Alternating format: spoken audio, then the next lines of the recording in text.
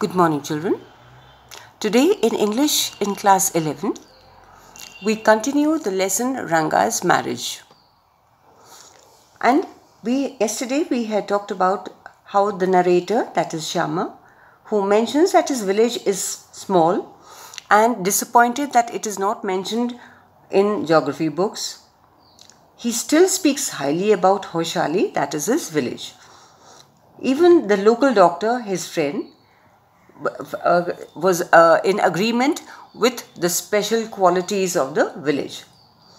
And the village is famous for its sour mangoes, creepers growing in the village pond, and the leaves could be used to serve food.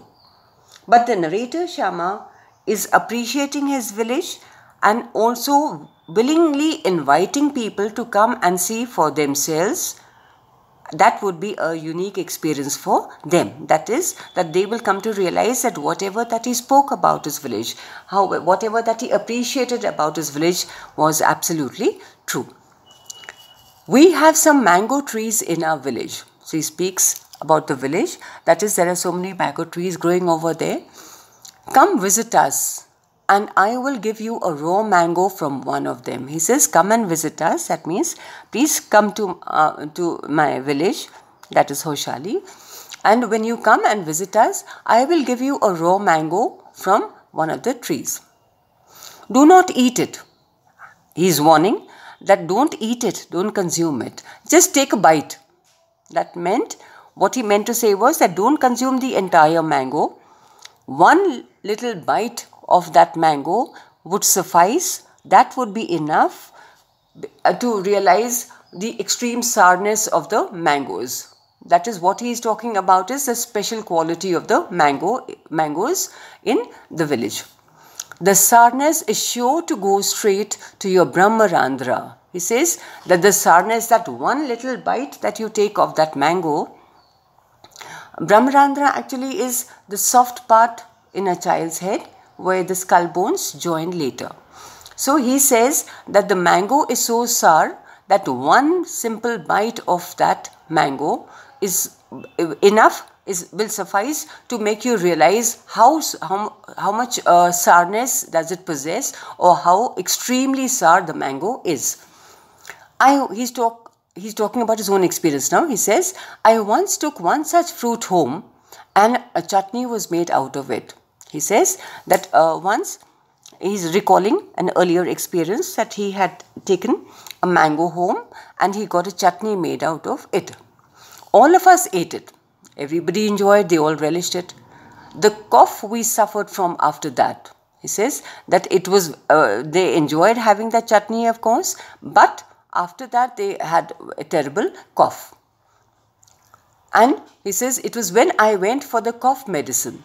He says, naturally he had to go to the doctor for medicine to treat him for the cough, that the doctor told me about the special quality of the fruit. So he says that was the day when I came to know from the doctor of the extreme sourness of the mangoes in the village of Hoshali.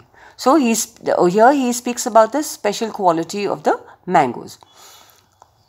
Just as the mango is special, everything is special about it. Every single thing in the village has something special to it. It says, just as the mango is special, so is everything else around our village. That means every other thing, wherever you look around, everything is special. We have a creeper growing in the ever so fine water of the village pond. That is, he speaks about the creeper, and he says that even the creepers are indeed special. Its flowers are a feast to behold. That is, they are a treat for the eyes. That is, the flowers are so beautiful. And so he says that the creepers are beautiful, the flowers are beautiful to look at. Get 2 leaves from the creeper when you go to the pond for your bath. And he says, he's suggesting that when you go to the pond for a bath, you bring home 2 leaves with you.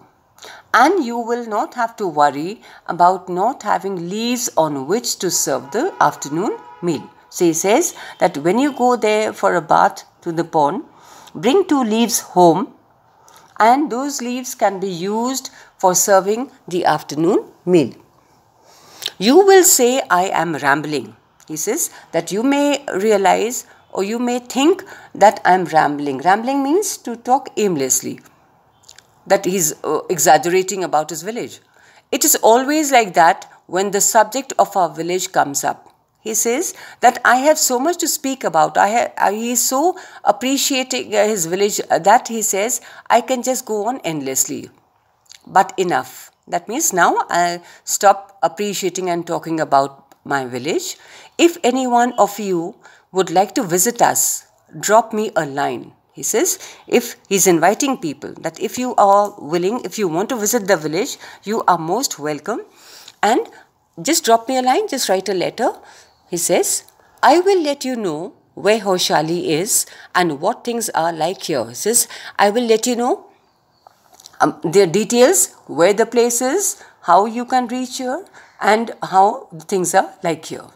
So he says, I'm ready to provide you all the details.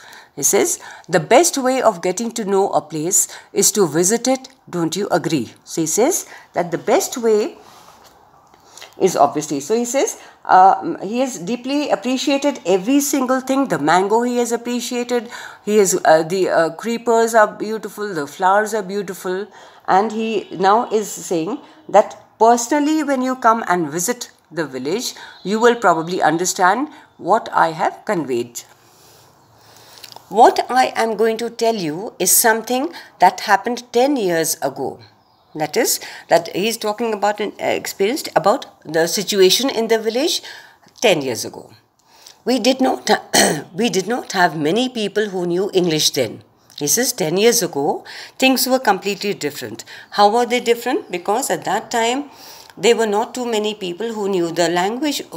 They could not converse or speak English. Our village accountant was the first one who had enough courage to send his son to Bangalore to study.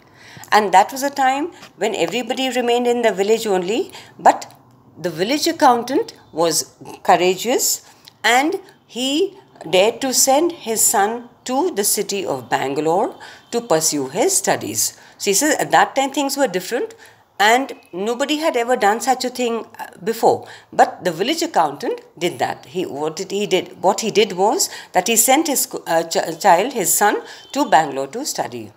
It is different now. That means now, of course, a lot of people must be going to the cities, but that time it was something very different. There are many who know English. And now it says that now you'll find many people who know English language. During the holidays, you come across them on every street talking in English. That is, now things are different. How are they different? That now if you are walking on the street, you will overhear many people conversing in English. But 10 years ago, things were completely different and now they are changed. Those days, that is, at that time, we did not speak in English. That means that time, English was not a language that was used by the people because they were not familiar with this. Nor did we bring in English words while talking. And it says, and English words were not used as much as we do today. Thank you.